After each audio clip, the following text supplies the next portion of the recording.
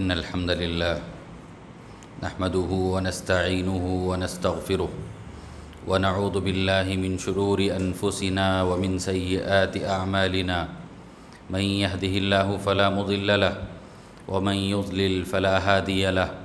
وأشهد أن لا إله إلا الله وحده لا شريك له وأشهد أن محمدًا عبده ورسوله أما بعد فإن خير الحديث كتاب الله وخير الهدي هدي محمد صلى الله عليه وسلم وشر الأمور محدثاتها وكل محدثة بدعة وكل بدعة ضلالة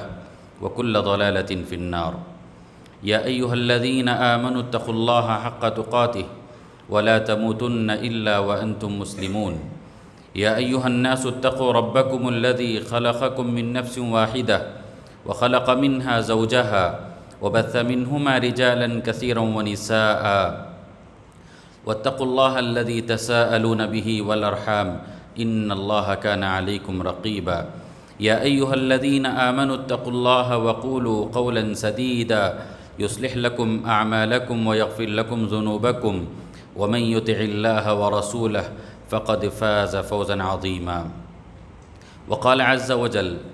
إذ يتلقى المتلقيان عن اليمين وعن الشمال قعيد ما يلفظ من قول إلا لديه رقيب عتيد۔ حاضرین جمعہ، محترم بزرگوں، نوجوانوں، پردہ نشین خواتین اسلام، سورہ قاف کی جو آیت کریمہ میں نے آپ کے سامنے پڑھی ہے، اس آیت میں اللہ رب العالمین نے زبان کے استعمال کے سلسلے میں احتیاط برتنے کی تعلیم دی ہے۔ فرمایا کہ جب دو فرشتے جو انسان کے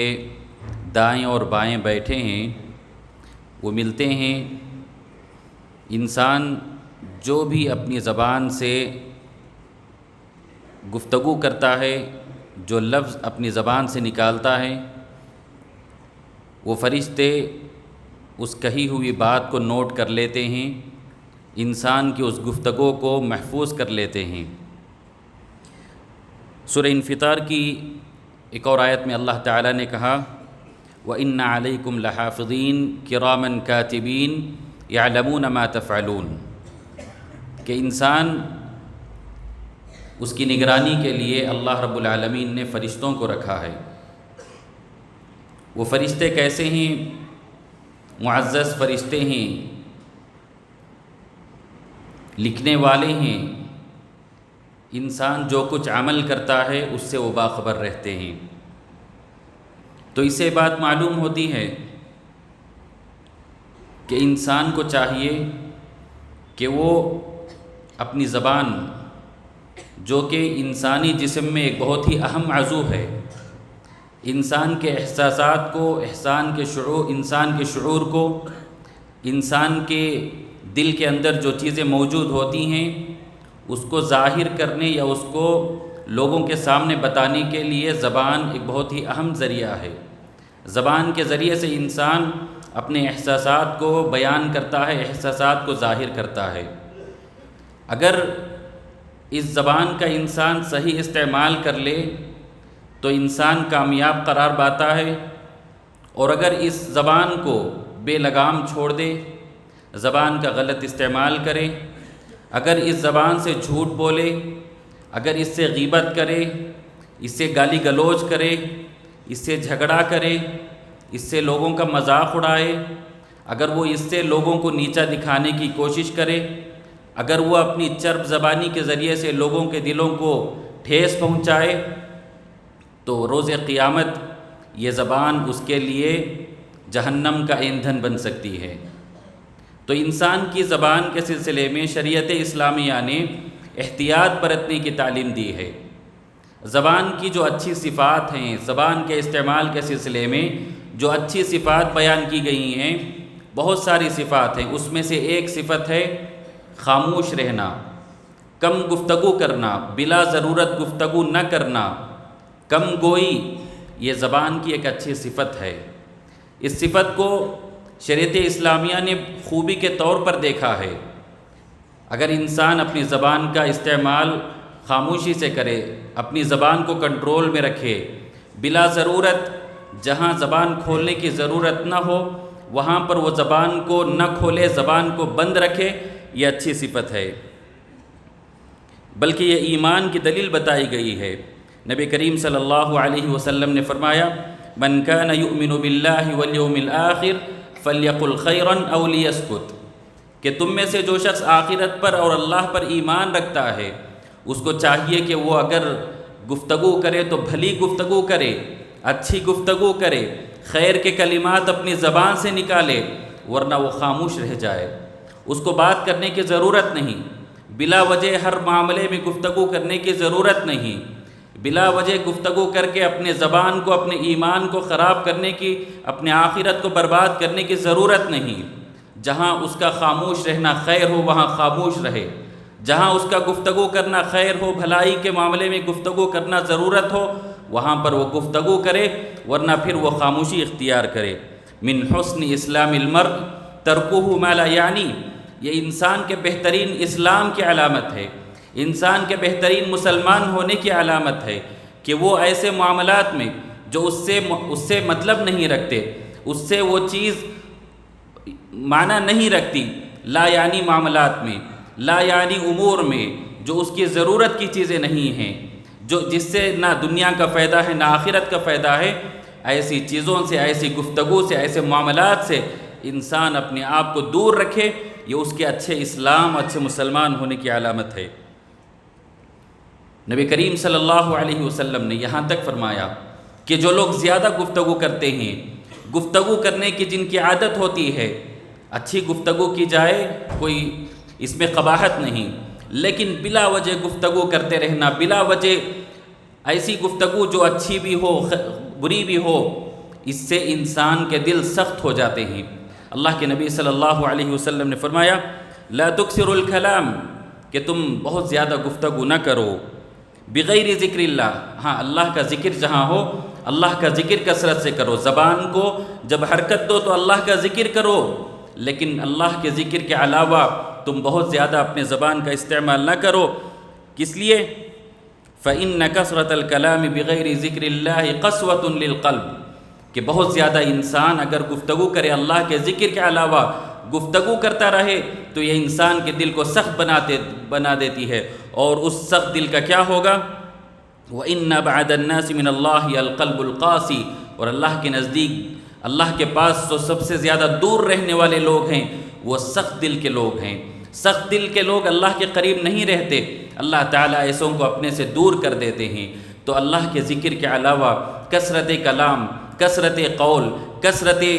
گفتگو انسان کے دل کو یہ سخت کر دیتی ہے، انسان کے دل کو سخت کر دیتی ہے۔ اس لیے خاموش رہنا حکمت ہے۔ ابو الدرداء رضی اللہ عنہ کہتے ہیں الصمت حکم وقلیل فاعلہ، کہ کم گفتگو کرنا، خاموشی اختیار کرنا، یہ بھی ایک حکمت ہے، یہ بھی ایک حکمت ہے، لیکن اس پر بہت کم لوگ اس پر عمل کرنے والے ہوتے ہیں۔ کیوں؟ اس لیے کہ جب انسان اپنی زبان سے گفتگو کرتا ہے، زبان کے ذریعے سے اس کی گفتگو کا اثر اس کے پورے اعضاء و جوارح پر بنتا ہے، اس کی گفتگو کا اثر اس کے پورے جسم پر پڑتا ہے، اس کی گفتگو کے ذریعے سے اس کی شخصیت کتنی وزندار ہے، اس کی شخصیت کتنی اہمیت کی حامل ہے، اس کی شخصیت کتنی اچھی ہے، اس سے اس کا اندازہ ہوتا ہے۔ اسی لیے نبی کریم صلی اللہ علیہ وسلم نے فرمایا، سنن ترمذی کی حدیث ہے، اذا اصبح ابن آدم، کہ جب ابن آدم صبح کرتا ہے، فإن الأعضاء كلها تكفر اللسان، تو انسان کے سارے اعضاء و جوارح انسان کی زبان سے یہ درخواست کرتے ہیں، فتقول اتق اللہ فینا، ہمارے معاملے میں تم اللہ سے ڈرو، فإنما نحن بک، اس لیے کہ ہم تم سے ہیں، اگر تم غلط گفتگو کرو گے تو ہماری پوری شخصیت پر تمہارا اثر پڑے گا۔ اس کے بعد فرماتے ہیں فَإِنَ اسْتَقَمْتَ اسْتَقَمْنَا، کہ اگر تم زبان صحیح استعمال کرو گے، صحیح رہو گے تو ہم بھی صحیح رہیں گے۔ وَإِنِ اعْوَجَجْتَ اعْوَجَجْنَا، اگر زبان ٹیڑھی رہے گی پوری شخصیت ٹیڑھی ہوگی، پوری شخصیت پر اس کا اثر ہوگا۔ یہ زبان جب بھی صبح کرتی ہے اس کے پورے اعضاء و جوارح زبان سے یہ درخواست کرتے ہیں۔ اور کیوں نہ ہو کہ جب انسان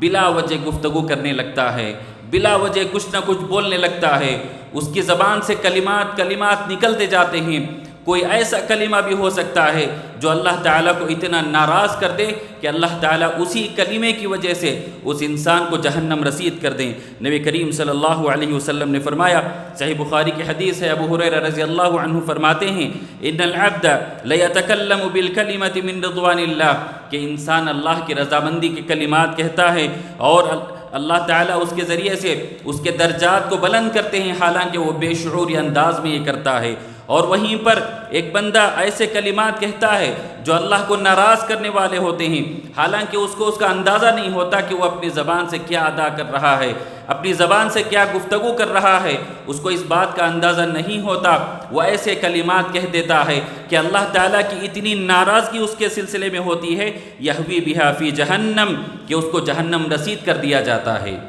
تو لہٰذا خاموش رہنا یہ انسان کے لیے نجات کا ذریعہ ہے۔ خاموش رہنا، کم گفتگو کرنا، بلا ضرورت اپنی زبان کو کنٹرول میں رکھنا، گفتگو نہیں کرنا،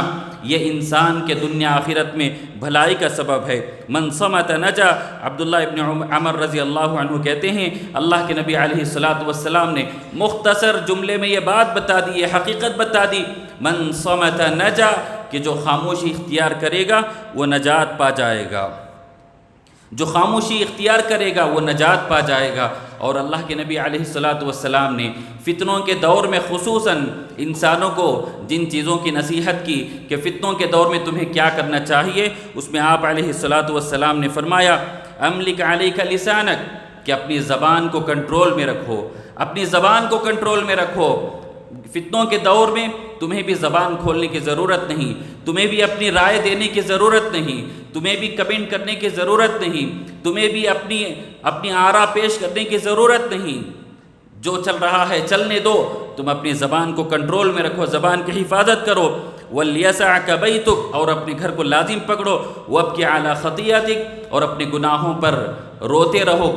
گناہوں پر آنسو بہاؤ۔ یہ فتنوں کے دور میں اللہ کے نبی علیہ السلام نے فرمایا۔ تو غرض یہ کہ انسان جب خاموش رہتا ہے تو اس کی خاموشی سے ہو سکتا ہے بہت سارے لوگوں کو فائدہ پہنچے گا، اور بہت سارے لوگ اس کی زبان کی سختی سے یا اس کی زبان کی تکلیف سے دوسرے لوگ محفوظ رہ جائیں گے۔ اور من سلم المسلمون من لسانہ ویدہ، کہ مسلمان وہی ہے کہ جس کی زبان سے، جس کے ہاتھ سے دوسرا مسلمان بھائی محفوظ رہتا ہے۔ جب انسان خاموش رہتا ہے، کم گفتگو کرتا ہے، بلا ضرورت گفتگو نہیں کرتا، تو انسان اپنے سامنے والے انسان کو یا اپنے مسلمان بھائی کو محفوظ رکھتا ہے، اس کے مال کو، اس کی جان، اس کی عزت اس سے محفوظ رہتی ہے، اور اللہ تعالیٰ کی خوشنودی، اللہ کی محبت ایسے شخص کو حاصل ہوتی ہے، اور اس سے انسان کو سوچنے سمجھنے کا موقع ملتا ہے، انسان کو فکر کرنے کا موقع ملتا ہے۔ جب انسان خاموش رہتا ہے تو اللہ کا ذکر کرنے کا موقع ملتا ہے، اللہ کی عبادت کا موقع ملتا ہے، تفکر اور تدبر کا موقع ملتا ہے، اللہ کی آیات میں، اللہ کی نشانیوں میں غور و فکر کرنے کا موقع ملتا ہے، اور اللہ کی کتاب اللہ میں اس کی تلاوت کرنے، اس میں تدبر کرنے کا انسان کو موقع ملتا ہے۔ خاموش رہنا اور کم گفتگو کرنا، بلا ضرورت اپنی زبان کو نہ کھولنا، اس کے بہت زیادہ فوائد ہیں، اس کے بہت زیادہ فائدے اہل علم نے بتائے ہیں۔ محترم حضرات، خصوصی طور پر شریعت اسلامیہ نے بعض مقامات پر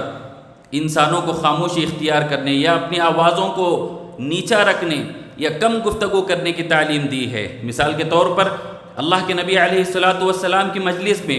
اپنی آوازوں کو نیچا رکھنے کا حکم دیا، فرمایا، یا ایھا الذین آمنوا لا ترفعوا اصواتکم فوق صوت النبی، کہ اللہ کے نبی کی زبان، اللہ کے نبی کی آواز کے آگے اپنی آوازوں کو بلند مت کرو، ولا تجہروا له بالقول کجہر بعضکم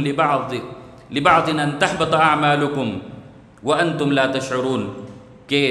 بلا شعور کہ تم ایسی باتیں کرنے لگ جاؤ کہ نبی کی آواز کے آگے تمہاری آواز بلند ہو اور تمہارے اعمال ضائع کر دیے جائیں، تمہارے اعمال اکارت کر دیے جائیں۔ اور مسجدوں میں خصوصی طور پر خاموش رہنے کا حکم دیا گیا، خاموشی اختیار کرنے کا حکم دیا گیا۔ حضرت عمر بن خطاب رضی اللہ عنہ کے دور میں یہ حدیث ملتی ہے، صحیح بخاری کی حدیث ہے کہ عمر بن خطاب رضی اللہ عنہ نے دیکھا کہ 2 لوگ 3 لوگ مسجد میں بلند آواز گفتگو کر رہے ہیں، بلند آواز مسجد میں لا یعنی باتیں کر رہے ہیں۔ عمر بن خطاب رضی اللہ عنہ نے بلا کر کے پوچھا کہ تم کس قبیلے کے لوگ ہو؟ انہوں نے کہا کہ ہم طائف کے لوگ ہیں۔ عمر بن خطاب رضی اللہ عنہ نے کہا کہ اگر تم مدینے والے ہوتے تو میں تمہیں ضرور سزا دیتا، اس لیے کہ تم مسجد کی بے حرمتی کر رہے ہو، مسجد کے ساتھ بے ادبی کر رہے ہو، ایسا نہیں کرنا چاہیے۔ نبی کریم صلی اللہ علیہ وسلم صحابہ کی جماعت بیٹھی ہوئی تھی اور لوگ گفتگو کر رہے تھے، کوئی کہہ رہے تھے کہ میں حاجی کو پانی پلاؤں گا، یہ بڑی نیکی ہے، کوئی کہہ رہے تھے کہ میں عمرہ کروں گا، یہ بڑی نیکی ہے، کوئی کہہ رہے تھے کہ میں جہاد کروں گا، یہ بڑی نیکی ہے، اپنی آوازوں کو بلند کر رہے تھے۔ عمر بن خطاب رضی اللہ عنہ نے انہیں ڈانٹا، انہیں روکا، اور آیت نازل ہوئی لا ترفعوا اصواتکم اور آیت نازل ہوئی کہ اجعلتم سقایۃ الحاج وعمارۃ المسجد الحرام کمن آمن باللہ والیوم الآخر۔ اس سے اہل علم یہ بتاتے ہیں، یہ فوائد اخذ کرتے ہیں کہ مسجد میں بلند آواز یا پھر ایسی گفتگو نہیں کرنی چاہیے جو انسان کے لیے دنیا میں یا آخرت میں نقصان کا سبب بن سکتی ہو۔ اسی طریقے سے بطور خاص جمعے کے موقع پر جمعے کے خطبے کے دوران خاموشی اختیار کرنا، اس کی تاکید کی گئی ہے۔ ابو ہریرہ رضی اللہ عنہ فرماتے ہیں نبی کریم صلی اللہ علیہ وسلم نے فرمایا اذا قلت لصاحبک یوم الجمعہ، اگر تم جمعے کے دن اپنے ساتھی جو بازور بیٹھے ہیں اگر ان کو تم کہو کہ انصت، کہ تم خاموشی اختیار کرو، والامام یخطب، اور امام خطبہ دے رہا ہے، فقد لغوت، تم نے لغو کام کیا۔ تو خطبے کے دوران خاموشی اختیار کرنا، جب امام خطبہ دے رہے ہوں، جب خطیب خطبہ دے رہے ہوں، ایسے موقع پر خاموشی اختیار کرنے کی تاکید کی گئی ہے۔ اگر انسان گفتگو کر لے، کچھ بھی گفتگو کرے، اگر بازو والا کوئی اس کو بات کر رہا ہے یا کوئی غلط کام کر رہا ہو یا لغو کام کر رہا ہو، اگر اس کو ڈانٹے بھی کہ تم نے یہ کیوں کیا یا ایسے کیوں کر رہے ہو، تو اس انسان کا اجر و ثواب بھی جمعے کا چلا جائے گا، یہ بھی لغو کام میں شمار ہو جائے گا۔ اسی طریقے سے جب انسان غصے کی حالت میں ہو، ایسے وقت میں بھی خاموشی اختیار کرنے کی تعلیم دی ہے۔ اذا غضب احدکم فلیسکت، کہ تم میں سے اگر کوئی غصے میں آ جائے تو وہ خاموشی اختیار کر لے، اس خاموشی سے اس کا غصہ ٹھنڈا ہوتا ہے۔ اور اسی طریقے سے زید بن اسلم رحمۃ اللہ علیہ فرماتے ہیں کہ میں ابو دجانہ رضی اللہ عنہ کے پاس گیا جب وہ مریض تھے، جب ان کی موت کا وقت قریب تھا، ان کے چہرے پر نور تھا۔ میں نے اس نور کو، ابو دجانہ رضی اللہ عنہ کے نور کو دیکھ کر کے میں نے کہا کہ اے ابو دجانہ،